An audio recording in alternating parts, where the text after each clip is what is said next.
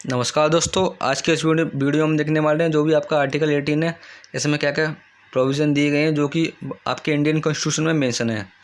तो सबसे पहले जान लीजिए आर्टिकल 18 में क्या दिया गया। आर्टिकल 18 में दिया गया है अबॉलिशन ऑफ टाइटल्स, यानी कि इसमें जो भी आपके टाइटल हुआ करते थे उन सभी को अबॉलिश कर दिया गया है, मतलब ख़त्म कर दिया गया है। जैसे कि मान लीजिए जो हम अंग्रेज़ों के ग़ुलाम थे तो हमारे कुछ लोगों को, किसी को ज़मींदार का टाइटल, किसी को राय बहादुर का टाइटल और किसी को राय साहब का टाइटल, ऐसे कुछ पोस्ट दी गई थी और उसके साथ साथ टाइटल भी दे दिए गए थे। और उस टाइम कुछ राजा महाराजा भी थे जो अपने नाम के आगे महाराजा लगाते थे और अपने बच्चों के नाम के आगे राजकुमार लगाया करते थे। तो ये कुछ ऐसे टाइटल थे, अननेसेसरी टाइटल, जिसकी वजह से हमारे समाज में अनइक्वलिटी पैदा हुई थी। मतलब जिसके पास ये टाइटल होते थे वह बहुत ही ज़्यादा अच्छा इंसान, सभ्य इंसान और पैसे वाला और ऊंचा इंसान माना जाता था। और जिसके पास टाइटल नहीं होते थे वो बिल्कुल आम आदमी माना जाता था, बिल्कुल गरीब माना जाता था। तो जिससे हमारे समाज में बहुत ज़्यादा अनइक्वलिटी पैदा हुई थी और बहुत ज़्यादा डिस्क्रिमिनेशन होने लगा था। तो इसी को ख़त्म करने के लिए आपका आर्टिकल 18 काम में आता है, जिसमें इसी प्रकार के सारे टाइटल्स को अबॉलिश कर दिया गया है।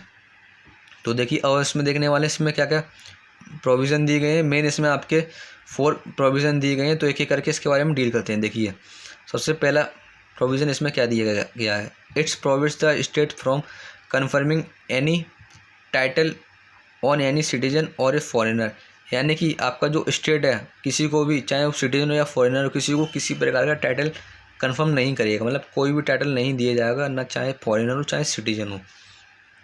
स्टेट से जहाँ पर आपका मतलब, या फिर आप स्टेट की जगह पर आपका गवर्नमेंट ऑफ इंडिया हो सकती है, आपकी राज्य सरकार हो सकती है, स्टेट गवर्नमेंट हो सकती है, और कोई भी आपकी लोकल अथॉरिटी या म्यूनसिपल कॉरपोरेशन वगैरह हो सकती है। लेकिन इसमें एक एक्सेप्शन है। जैसे कि देखिए एक्सेप्शन ए मिलिट्री और एकेडमिक डिस्टिंक्शंस, यानी कि जैसे कोई भी आईएएस वगैरह हैं, कोई तो अपने नाम के आगे आईएएस लगाते हैं वो, तो ये भी एक प्रकार टाइटल ही होगा। लेकिन इसको एक्सेप्शन के तौर पर माना गया है। ये उस प्रकार का टाइटल नहीं माना जाएगा जैसे महाराजा वगैरह के नाम से उनको वंश के आधार पर दिया जाता था, जो उनकी मेहनत के आधार पर दिया गया है। उसी प्रकार कोई एमफिल कर लेता तो उसके नाम के आगे डॉक्टर लग जाता है, या पीएचडी कर लेता है तब भी डॉक्टर लग जाता है। तो ये भी एक एक्सेप्शन ही माना गया है। उसी प्रकार मिलिट्री, कोई भी किसी फौजी के नाम के आगे आप लगा सकते हैं कर्नल, मेजर वगैरह, इस प्रकार के टाइटल दिए गए हैं, ये भी एक एक्सेप्शन है। देखिए आपका सेकंड प्रोविज़न क्या कहता है। It's prohibits the citizen of India from accepting any title from any foreign state. विदेशों द्वारा अगर आपको कोई भी टाइटल दिया जाता है तो वह इंडियन सिटीजन को प्रोवाइड किया गया उस जगह पर कि आपको यह उस प्रकार किसी प्रकार का टाइटल आपको नहीं लेना है। और देखिए इसका आपका तीसरा प्रोविज़न आपका क्या कहता है। देखिए a foreigner holding any office of profit और trust under the state can not accept any title from any foreign state. अरे कोई भी बाहर का आदमी है, विदेशी है, गवर्नमेंट ऑफ इंडिया के अंडर काम कर रहा है, तो वो किसी प्रकार का फॉरेन से दिया हुआ टाइटल एक्सेप्ट नहीं कर सकता जब तक वह अपने हमारे प्रेसिडेंट ऑफ इंडिया से परमिशन ना ले।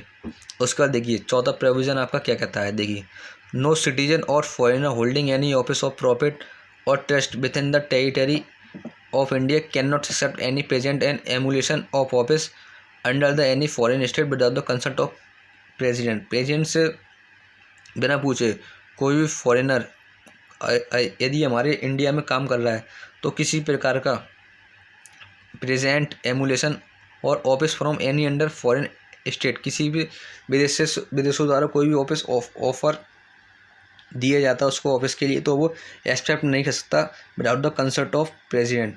उससे प्रेसिडेंट की अनुमति लेनी पड़ेगी। तो आशा करता हूँ आपको आर्टिकल 18 अच्छी तरीके से समझ में आया हो। और आपको कोई भी डाउट हो तो आप कमेंट कर सकते हैं।